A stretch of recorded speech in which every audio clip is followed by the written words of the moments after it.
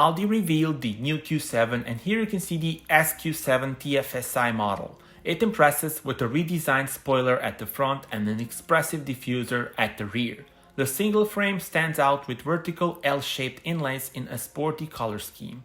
The larger air intakes feature honeycomb grills across their surface. As a part of the product upgrade, the SQ7 TFSI now runs on the established 4-liter TFSI with 507 PS and 770 Nm of torque with fast-shifting 8-speed tiptronic and quattro permanent all-wheel drive.